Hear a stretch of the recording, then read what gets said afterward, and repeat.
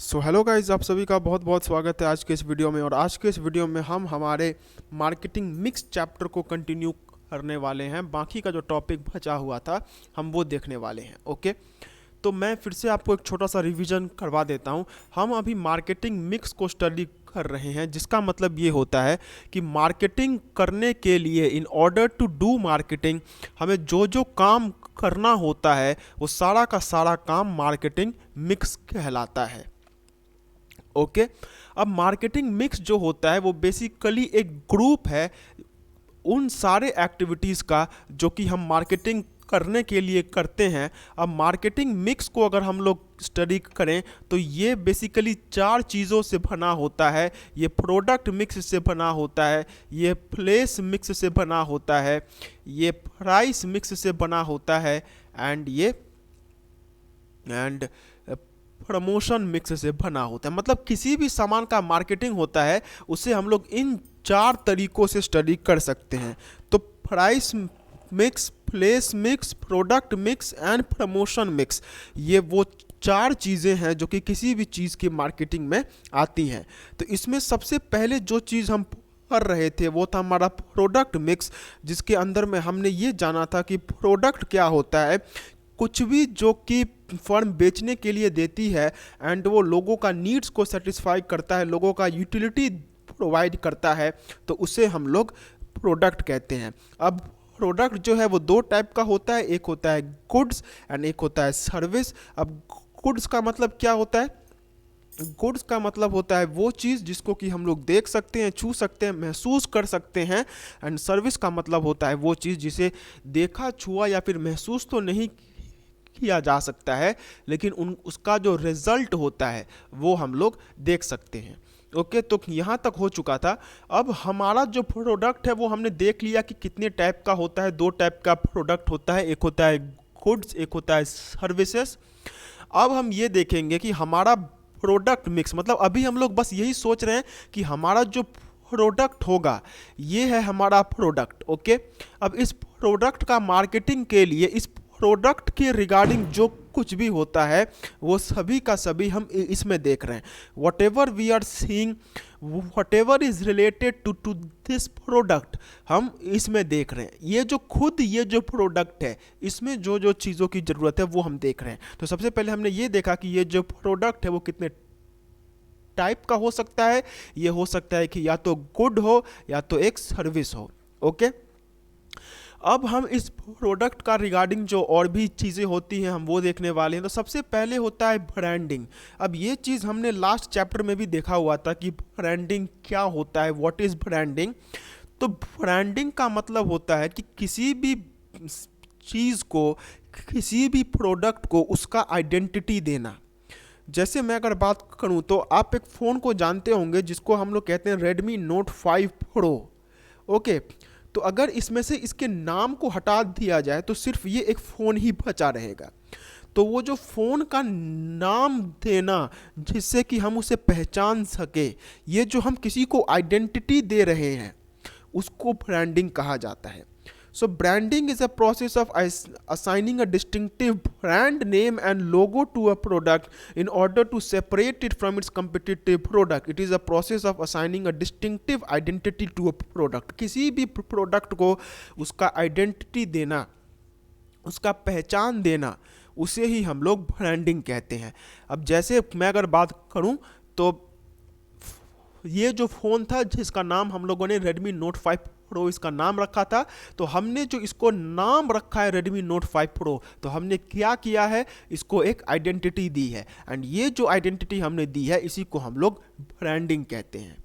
Okay, अब branding का advantages क्या होते हैं? तो सबसे पहली बात, इसका एडवांटेज ये होता है कि ये प्रोड्यूसर्स के लिए क्या एडवांटेज होता है कि ये प्रोडक्ट डिफरेंशिएशन में मदद करता है। मतलब जब किसी प्रोडक्ट का आपका ब्रांडिंग रहता है तो उसे डिफरेंशिएट करने में आसान रहता है। जैसे मैं अगर बात करूं तो ये चीज़ मोबाइल इंडस्ट्री में बहुत ज़्यादा होती है कि अगर एक कंपनी एक मोबाइल बनाती है तो दूसरा कंपनी पूरी उसके जैसा ही फ़ोन बना देती है। मतलब ऑल टुगेदर वैसा नहीं रहता है, लेकिन 90% तक वो वैसा ही रहता है। तो वैसे केस में जब प्रोडक्ट एक जैसे दिखते हैं तो उसमें उसका कैसे पहचानेंगे कि ये प्रोडक्ट कौन सा है और ये प्रोडक्ट कौन सा है? तो ये हम तभी पहचान सकते हैं जब उस प्रोडक्ट का अपना एक आइडेंटिटी होगा। तो जो प्रोडक्ट डिफरेंशिएशन होता है, एक प्रोडक्ट को हम दूसरे प्रोडक्ट से अलग कर सकते हैं, वो ब्रांडिंग के थ्रू हो सकता है। ठीक है, फिर है एडवर्टाइजिंग। अब ब्रांडिंग जो होता है वो फर्म का एडवर्टाइजिंग में हेल्प करता है, क्योंकि जब भी हम इस फ़ोन का नाम लेते हैं तो हम इसे नोट 5 प्रो नहीं कहते हैं, हम इसे कहते हैं रेडमी नोट 5 प्रो। तो जब जब इसका नाम लिया जाता है उसी टाइम पे कंपनी का भी नाम लिया जाता है। तो इससे क्या होता है कि जो कंपनी है उसका भी एडवर्टाइजमेंट होता रहता है। ओके, फिर है easy introduction of a new product. अब अगर मेरा जो ब्रांड नेम है, जो मेरा मार्केट में नाम है, वो अगर बहुत अच्छा है, तो मुझे कोई प्रोडक्ट जो कि अभी मैंने मार्केट में इंट्रोड्यूस किया हुआ है उसे लाने में मुझे कोई भी दिक्कत नहीं होगा। अगर किसी कंपनी का ब्रांड नेम बहुत अच्छा है तो उसकी वजह से उसे कोई भी नया प्रोडक्ट लाने में मुश्किल नहीं होती है। लेकिन अगर कोई कंपनी एकदम मार्केट में नई नई आई हुई है तो उसे थोड़ी सी दिक्कत हो सकती है। तो ये दिक्कत क्यों होती है? क्योंकि उसका जो ब्रांडिंग होता है या फिर जो ब्रांड नेम होता है वो उतना अच्छा नहीं रहता है। फिर डिफरेंशियल प्राइसिंग। अब जैसा कि मैंने कहा कि अब आपका ब्रांड नेम बहुत अच्छा है, मतलब आपका मार्केट में गुडविल है। तो जब किसी का गुडविल मार्केट में होता है ना, तो वो उस टाइम पे अपने कंपटीटर से थोड़ा ज़्यादा पैसा भी अगर वो चार्ज कर लेता है तो उसका कोई कुछ वहाँ पे होने वाला नहीं है। जैसे मैं अगर बात करूँ तो एप्पल आईफोन जो होता है, अगर आप आईफोन की बात करें तो आईफोन को बनाने का खर्चा और उसको बेचने का जो दाम है उसमें ज़मीन आसमान का फ़र्क होता है। आईफोन को बनाने में 30,000 40,000 रुपये का खर्च आता है, लेकिन उसे बेचा जाता है 1 लाख 1.5 लाख रुपये में। तो इतना ज़्यादा प्रॉफिट कंपनी कैसे कमा पाती है? वो तभी कमा पाती है क्योंकि एप्पल का वो ब्रांड नेम है। जब भी हम फ़ोन की बात करते हैं तो उसमें एप्पल जो है वो एक लग्जरी का फ़ोन उसमें माना जाता है। तो इसीलिए डिफरेंशियल प्राइसिंग बहुत ज़्यादा होता है। जिसका ब्रांड नेम अच्छा है वो डिफरेंशियल प्राइसिंग भी कर सकता है। फिर लोअर सेलिंग कॉस्ट। अब मेरा ब्रांड नेम बहुत अच्छा है तो मुझे सामान बेचने में भी थोड़ा कम मुश्किल होगा। जैसे मैं अगर बात करूं तो एप्पल अगर कोई फ़ोन लॉन्च करती है तो उसका उतना एडवर्टाइजमेंट उसे करने की ज़रूरत नहीं है जितना रेडमी को या फिर रियलमी को करना होता है। क्यों? क्योंकि एप्पल जो है उसका पहले से ही इतना अच्छा ब्रांड नेम है कि उसे बिल्कुल भी ज़रूरत नहीं पड़ती है उतने ज़्यादा एडवर्टाइजमेंट करने की। ओके, फिर इसके बाद आता है एडवांटेजेस टू कंज्यूमर। अब ये कंज्यूमर को क्या क्या एडवांटेजेस देते हैं, वो what are the advantages which it gives to the consumers. तो पहला है प्रोडक्ट आइडेंटिफिकेशन। कंज्यूमर्स को आसान होता है प्रोडक्ट समझने में। ओके, अगर किसी भी ब्रांड का प्रोडक्ट को हम लोग उसके कंपिटिटिव प्रोडक्ट से आसानी से निकाल सकते हैं। क्यों? क्योंकि उसका जो ब्रांड नेम है वो उसके ऊपर में लिखा रहता है, एंड ये जो लिखा रहता है इसकी वजह से उसे सेपरेट कर पाना बहुत आसान होता है। जैसे मैं अगर डेटॉल की बात करूं तो जो डेटॉल है उसके ऊपर में लिखा रहता है बड़े बड़े अक्षरों में डेटॉल। तो अगर हम कहीं पे भी देखते हैं कि एक डेटॉल का हैंड वॉश है और कोई दूसरा हैंड वॉश है तो हमें उस टाइम पे कुछ भी एकदम सोचने की ज़रूरत नहीं है, हम डेटॉल का हैंड वॉश को आसानी से उठा सकते हैं। मतलब प्रोडक्ट को पहचानना आसान होता है। जैसे अभी जो लोगो बन चुके हैं, आप अगर एप्पल का लोगो किसी भी चीज़ के ऊपर में क्यों ना देखें, आप देखते ही पहचान जाएंगे कि वो जो है वो एप्पल का लोगो है। तो प्रोडक्ट को ईजिली आइडेंटिफाई करने में ब्रांडिंग हमारा हेल्प करता है। फिर इंश्योर्स क्वालिटी। अब जैसा कि मैंने कहा कि अगर किसी भी प्रोडक्ट के पीछे में ये एप्पल का लोगो बना हुआ है, ओके, ये एप्पल का लोगो और किसी भी प्रोडक्ट के पीछे में बना हुआ है तो इससे आप खुद समझ जाएंगे कि भैया उसका क्वालिटी एकदम बेस्ट है। तो ब्रांड नेम से क्वालिटी भी समझ में आता है। वहीं अगर मैं माइक्रोमैक्स कंपनी की बात करूं तो बहुत लोगों को लगता है कि यार ठीक है अपना इंडियन कंपनी है लेकिन क्वालिटी उतना अच्छा नहीं होगा। क्यों? क्योंकि उसका ब्रांड नेम मार्केट में वैसा नहीं है। तो ब्रांडिंग जो है वो बहुत ज़्यादा मैटर करता है। फिर स्टेटस सिंबल, जैसा कि मैंने कहा कि एप्पल का जो फ़ोन है वो एक स्टेटस सिंबल बन जाता है। क्यों? क्योंकि जब उसका एक इतना अच्छा ब्रांड नेम है तो लोगों को भी दूसरों के ऊपर में ये लगता है कि इस ब्रांड नेम का सामान मैं अगर अपने पास रखूंगा तो मेरा लोगों में ये बढ़ेगा, दबदबा बढ़ेगा। तो इसकी वजह से ये जो है ये स्टेटस सिंबल बन जाता है। A good brand name serves as a status symbol for its consumers. The people who use a product of a brand whose products are considered a quality symbol also feel a sense of pride because of possessing that particular product. Status symbol मतलब Apple के साथ हम लोग देख सकते हैं कि Apple का सामान रखना वही एक स्टेटस सिंबल है। फिर है protection. The prices of branded goods are fixed by the manufacturing company and printed on the product. The consumers become well known of the prices and thus no seller can exploit them by over charging. अब देखिए branding जब होती है किसी भी चीज़ का तो उसके ऊपर में उसका सब डिटेल दे दिया जाता है। तो अगर आप कोई भी सामान खरीदने जाएं तो उसके ऊपर में ब्रांडिंग रहेगी, जहाँ पे एक कॉर्नर में ऐसे करके एक बॉक्स रहेगा, उसके ऊपर में एमआरपी लिखी हुई रहेगी कि ये इतना रुपए का है, फॉर एग्जांपल 80 रुपए का है, तो कोई भी सेलर आपको उससे ज़्यादा नहीं चार्ज कर सकता है। तो ये एडवांटेजेस हैं जो कि कंज्यूमर्स को मिलते हैं। अब जो नेक्स्ट हमारा प्रोडक्ट के ही अंदर में जो टॉपिक आता है वो है लेबलिंग। अच्छा, अब लेबलिंग का मतलब क्या होता है? लेबलिंग का मतलब होता है कि उसके ऊपर में एक ऐसा उसके ऊपर में एक लेबल या फिर आइडेंटिफिकेशन मार्क लगाना। जैसे मैं अगर बात करूं तो ये अगर मेरा थम्स अप का बोतल है, ओके, ये अगर मेरा थम्स अप का बोतल है तो मैंने इसके लिए अगर सिर्फ उसका जो लेबल है उसको मैंने सिर्फ डिज़ाइन किया है तो उसे हम लोग ब्रांडिंग कहेंगे। लेकिन अगर मैंने इसके ऊपर में उस लेबल को इसमें अटैच कर दिया है, अगर मैंने लेबल को इसके ऊपर में लगा दिया है तो हम उसे लेबलिंग कहेंगे। ओके, तो labelling is a process of attaching a label और identification mark to a product. A label contains relevant information such as manufacturing date, expiry date, MRP and batch number.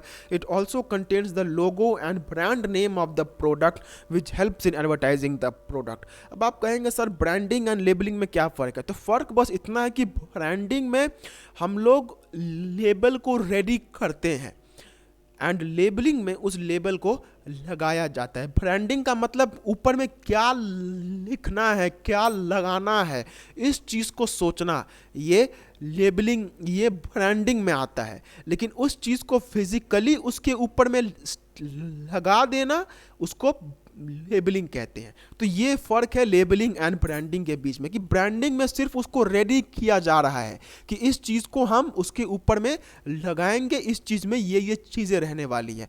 लेकिन लेबलिंग में उस चीज़ को physically लगा दिया जाता है। अब लेबलिंग का एडवांटेजेस क्या है? तो पहला है कि इसमें सारा इन्फॉर्मेशन दे दिया जाता है कंज्यूमर को कि इसका इंग्रेडिएंट्स क्या क्या है, इसका मैन्युफैक्चरिंग डेट क्या है, एमआरपी क्या है, एक्सपायरी डेट क्या है। तो ये सारी चीज़ें यहाँ पे आसानी से दी हुई रहती है। लेबल के थ्रू हम आसानी से जान सकते हैं किसी भी चीज़ के बारे में। ओके, फिर labelling serves as a medium of advertising as it contains the brand name and logo of the firm. अब जो लेबल रहता है किसी भी कंपनी का, अगर मैं लेबल की बात करूं तो उसके ऊपर में उस कंपनी का जो ब्रांड नेम है या फिर उसका जो लोगो होगा वो उस पर रहेगा ही रहेगा। तो इससे जो है वो एक वो एडवर्टाइजिंग के जैसे काम करता है, वो उसका एडवर्टाइजमेंट में हेल्प करता है, क्योंकि जहाँ जहाँ वो प्रोडक्ट जाएगा वहाँ वहाँ उसके साथ वो लेबल जाएगा एंड जहाँ वो लेबल जाएगा वहाँ वहाँ उस कंपनी का एडवर्टाइजमेंट होगा। Okay, labeling serves as the link between the producers and consumers as it also contains the information through which consumers can contact the producers। अब लेबल जो होता है उसके ऊपर में प्रोड्यूसर को जो कुछ सही लगता है, जो कि उसे कंज्यूमर को बताना है, तो वो सब कुछ उसके ऊपर में लिख सकता है।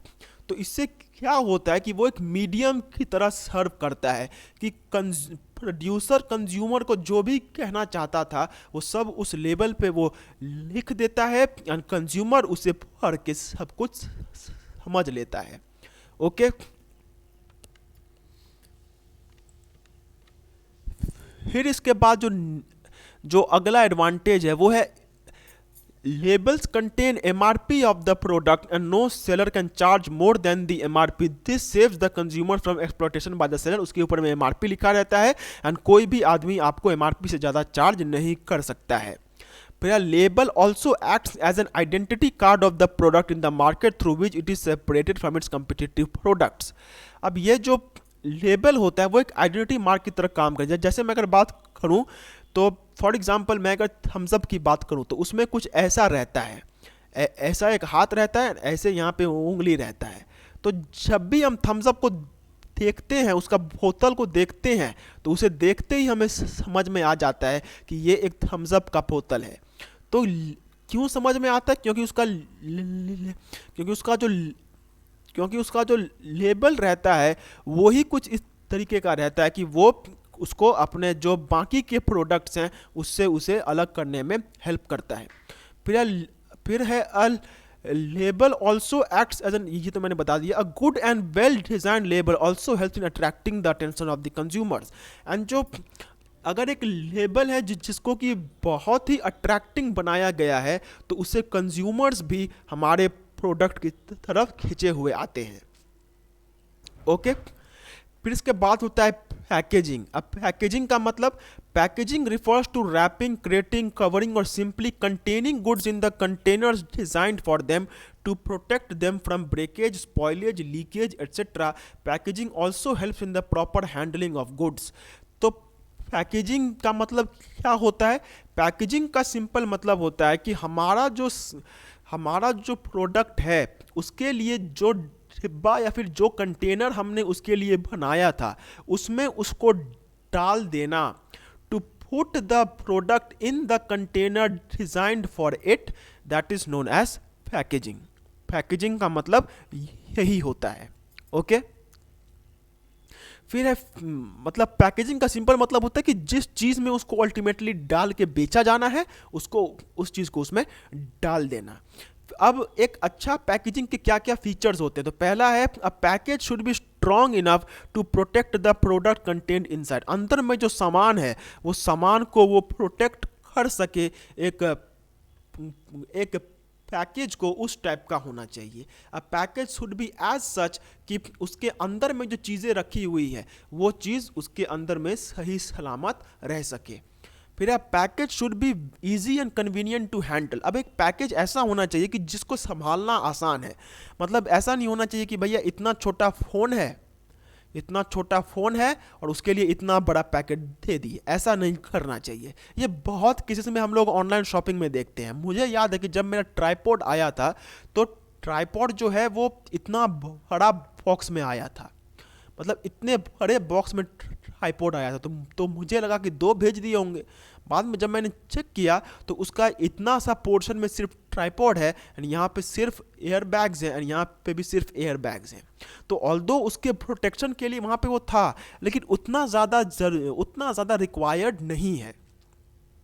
तो पैकेज ऐसा होना चाहिए जिसको एक जगह से दूसरे जगह तक ले जाना भी आसान हो. फिर है package must be such as to attract customers. Package को ऐसा होना चाहिए कि कस्टमर उसकी तरफ खिंचा हुआ चला आए, क्योंकि जो दिखता है वही बिकता है.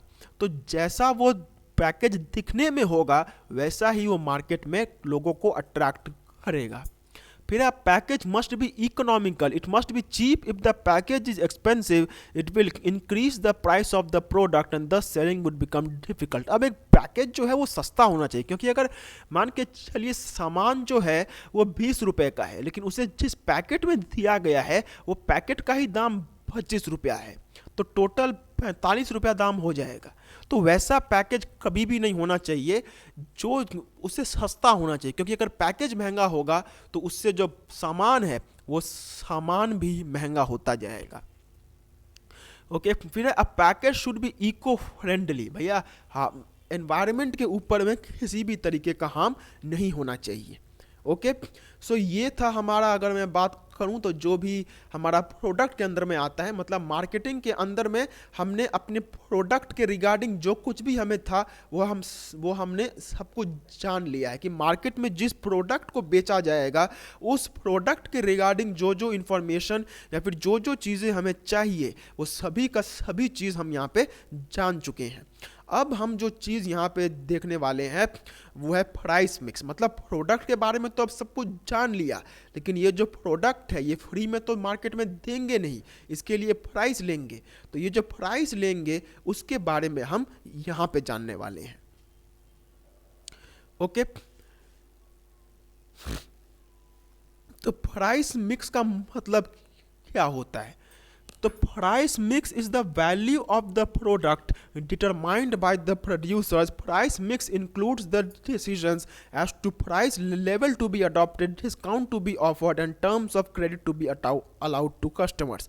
तो अगर मैं प्राइस मिक्स की बात करूं तो प्राइस मिक्स का सिंपल मतलब होता है मार्केटिंग का वो एरिया जहां पे हम चीज़ों के दाम के बारे में सोचते हैं कि चीज़ों का दाम को कितना रखना है, कितना डिस्काउंट देना है, कितना लोन पे देना है। मतलब किसी भी प्रोडक्ट का दाम के रिगार्डिंग जो कुछ भी चीज़ हम लोग सोचते हैं वो सभी इस हेडिंग के अंदर में सोचा जाता है।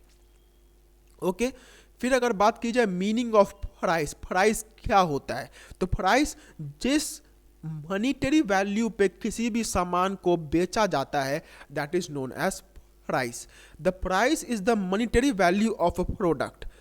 It is actually the amount of money which the sellers ask for a good or service which they provide for sale to the buyer, or the amount of money which buyers have to pay in order to acquire that good or service। मतलब price का मतलब होता है simple सा, जिसको हम लोग बोलते हैं दाम। ओके, जैसे मैं अगर कहूँ तो एक पैकेट चिप्स का दाम 20 रुपया।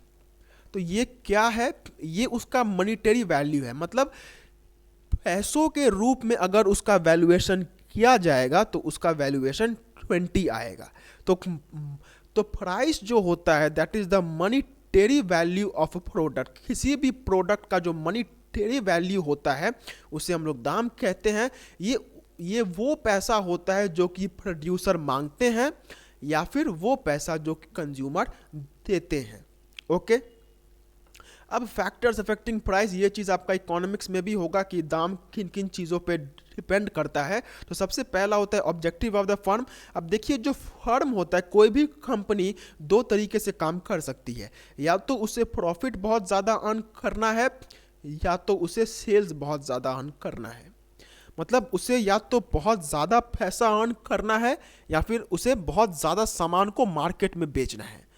तो अगर किसी कंपनी का ये सोचना है कि वो प्रॉफिट ज़्यादा अर्न करेगी तो उस केस में वो प्राइस को ज़्यादा रखती है। इफ़ द फर्म वांट्स कि उसे प्रॉफिट ज़्यादा चाहिए तो वो पैसे को भी, तो वो जो प्राइस है उसको भी ज़्यादा रखती है। एंड अगर कोई कंपनी चाहती है कि नहीं, हमें प्रॉफिट से मतलब नहीं है, हमें सिर्फ इतना सामान मार्केट में बिक जाए बस उतने से हम लोग खुश हैं, तो उस केस में वो दाम को उतना ज़्यादा नहीं रखती है, उस केस में वो दाम को कम रखती है। ठीक है, फिर है कॉस्ट ऑफ द प्रोडक्ट। अब किसी भी चीज़ का दाम जितना होगा उसी के हिसाब से अब किसी भी चीज़ को बनाने का खर्च जितना होगा उसी हिसाब से उसका दाम भी मार्केट में बोला जाएगा। जैसे मैं अगर बात करूं तो अगर मुझे किसी चीज़ को बनाने में 20 रुपए का खर्च आता है तो मैं मार्केट में कम से कम उसे 30 रुपए में बेचूंगा। तो दाम सबसे पहले इस चीज़ पे डिपेंड करता है कि मुझे क्या प्रॉफिट अर्न करना है या फिर मुझे सेल्स अर्न करना है।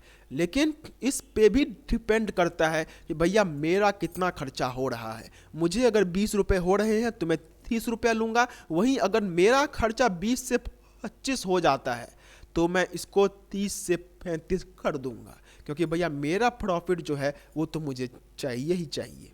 ओके, फिर है डिमांड। ओके, तो डिमांड क्या होता है? अगर किसी चीज़ का जो डिमांड है वो बहुत ज़्यादा है। अब डिमांड आई होप आप लोग जानते होंगे, ओके क्योंकि आप इकोनॉमिक्स के भी स्टूडेंट होंगे तो आपको पता होगा कि डिमांड क्या होता है। तो डिमांड का मतलब होता है कि किसी भी चीज़ को लोग कितना खरीदना चाहते हैं, the quantity of goods which the producers are sorry which the consumers are willing to buy, वो कितना खरीदना चाहते हैं, इसको हिंदी में कहा जाता है मांग, ओके। तो अगर डिमांड की बात की जाए तो जितना ज़्यादा डिमांड रहेगा प्राइस भी उतना ही रहेगा। क्यों? क्योंकि एक चीज़ है, अब उसको खरीदने वाले 10 लोग हैं। अब अगर 10 लोग होंगे तो जाहिर सी बात है वो लोग आपस में झगड़ा करेंगे। कोई बोलेगा मैं इसका 20 रुपया दूंगा, कोई बोलेगा 40 रुपया दूंगा, कोई बोलेगा 50 रुपया दूंगा। तो वैसे में क्या होगा, उसका जो दाम है वो इंक्रीज करेगा। तो डिमांड पे सबसे it is the most important factor of price, दाम सबसे ज्यादा इसी पे डिपेंड करता है, ओके। फिर competition, competition of the market also affects the price of the good. Intense competition reduces price and low competition results in price being relatively high. अब ये आपने टाइप्स ऑफ मार्केट में पढ़ा होगा कि परफेक्ट कंपटीशन में क्या होता है कि उस पर दाम जो है वो कम रहता है, लेकिन मोनोपोली में क्या होता है कि मोनोपोली में जो दाम है वो बहुत ज़्यादा रहता है। तो ऐसा क्यों रहता है? ऐसा इसलिए रहता है क्योंकि अगर मैं कंपटीशन की बात करूं तो मैं अकेला उसका सेलर नहीं हूं, मेरे जैसे और भी बहुत सारे लोग हैं जो कि सेम सामान को बेच रहे हैं। तो अगर उस सामान को मैं उस सामान को अगर 50 रुपये में बेचूंगा तो कोई होगा जो कि उसे 40 रुपये में बेच देगा। तो जाहिर सी बात है कस्टमर इसके पास जाएगा, मेरे पास कोई नहीं आएगा।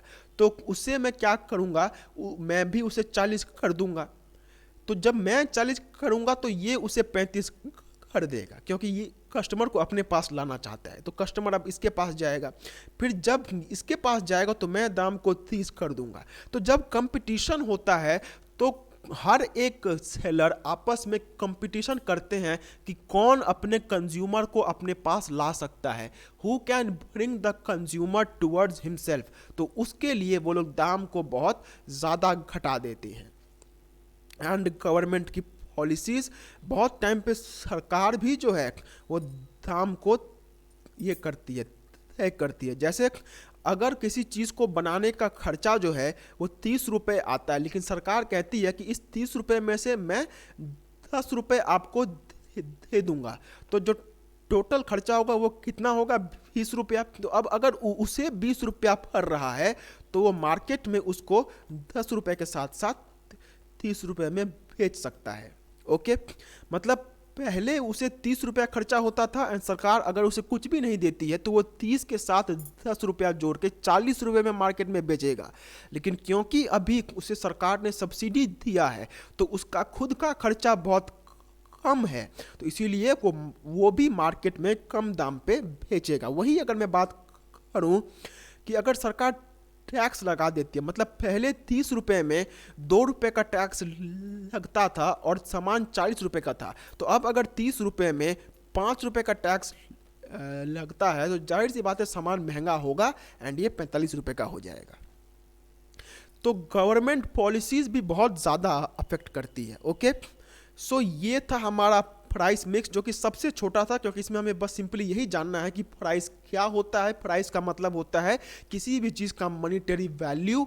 ये वो वैल्यू होता है पैसों का जो कि प्रोड्यूसर जो है वो कंज्यूमर से मांगते हैं। मतलब आपको अगर ये सामान चाहिए तो आपको इतना पैसा हमें देना होगा, या फिर कंज्यूमर जो कि प्रोड्यूसर को देते हैं कि क्योंकि मुझे ये सामान चाहिए तो इसलिए मैं आपको इतना पैसा दे रहा हूँ, ओके। तो ये होता है प्राइस, एंड प्राइस को इतने सारे फैक्टर्स अफेक्ट करते हैं, ओके। इसके बाद जो हमारा नेक्स्ट टॉपिक है वो है प्लेस मिक्स। मतलब हम फिर से अपना एक उस चार्ट पे जाते हैं कि कि हमें क्या करना है, हमें करना है मार्केटिंग। अब मार्केटिंग करने के लिए हमें प्रोडक्ट क्या बनाना है वो हमने देख लिया। मतलब जो प्रोडक्ट का मार्केटिंग होगा उसके रिगार्डिंग जो कुछ भी चीज़ें हैं वो सब की सब हमने देख ली है। उस प्रोडक्ट का जो दाम होगा वो भी हमने यहाँ पे देख लिया है। अब प्रोडक्ट को जब मार्केटिंग के लिए उसको जब एक जगह से दूसरे जगह पे ले जाया जाएगा तो उसके रिगार्डिंग जो कुछ भी है वो फ्लैश मिक्स के अंदर में आएगा। मतलब प्रोडक्ट को एक जगह से दूसरे जगह पे ले जाना, ये चीज़ें फ्लैश मिक्स के अंदर में आते हैं। तो जो फ्लैश मिक्स है उसको हम लोग देखेंगे कल, क्योंकि अभी मेरे पास टाइम तो है लेकिन प्रॉब्लम ये है कि कल मेरा एग्ज़ाम है and have to study, so that is the reason हम कल देखेंगे फ्लैश मिक्स को। हम कल फ्लैश मिक्स को पूरा ऊपर से नीचे तक जो कुछ भी है हम वहाँ पे सब कुछ इसमें देख लेंगे। ओके, कल एक वीडियो आएगी जो कि पूरा का पूरा फ्लैश मिक्स के ऊपर में रहेगा। फिर उसके अगले दिन प्रमोशन मिक्स आएगा एंड उसके अगले दिन मैं कंज्यूमर प्रोटेक्शन के साथ आपका जो ये है टोटल जो लेक्चर है, टोटल जो कोर्स है वो कंप्लीट हो जाएगा। ओके ओके, सो ये है आपका। सो आपको बिल्कुल भी घबराने की जरूरत नहीं है कि सर सिलेबस कंप्लीट होगा या फिर नहीं होगा। मैं अगर कहूँ तो आपका एग्ज़ाम अगर 14 तारीख को अगर आपका एग्ज़ाम है तो मैं 12 तारीख तक पक्का हर एक चैप्टर आपको करवा दूंगा। So you don't need to worry at all about that. Okay, so आज के लिए बस इतना ही रखते हैं, मिलते हैं एक अगले वीडियो में। एंड यस, अगर आप ये बुक खरीदने में इंटरेस्टेड हैं, हमने आप सभी के लिए ये बुक डिज़ाइन की है। वैसे आप तो बहुत ज़्यादा लेट हो चुका है, लेकिन अगर मैं बात करूं तो आप अपने जूनियर्स को इस बुक के बारे में ज़रूर बता सकते हैं कि हमने आप सभी के लिए एक बुक डिज़ाइन किया है जिसका नाम है कॉमर्स पुराण। इसका नाम ऐसा इसलिए है क्योंकि इसमें सब कुछ है जो कि आपको अपने आईएससी कॉमर्स के लिए चाहिए, starting from the basic to the pro level, सब कुछ इसमें है। तो अगर आप चाहे तो इस बुक को आप ऑर्डर कर सकते हैं। ये जो बुक है इसका मार्केट में इसका जो दाम है, इसका प्राइस अगर मैं बात करूं तो वो है 225 रुपया एंड इसके साथ आपको शिपिंग चार्जेस जो हैं वो अलग से देने होंगे। So if you are interested in buying this then do check the WhatsApp number and वहाँ पे आप हमें कॉन्टैक्ट कीजिए। तो मैं आज का लेक्चर को यहीं पे एंड करता हूँ। तो मिलते हैं एक अगले वीडियो में, तब तक के लिए do take very good care of yourselves, bye bye and Jai Hind.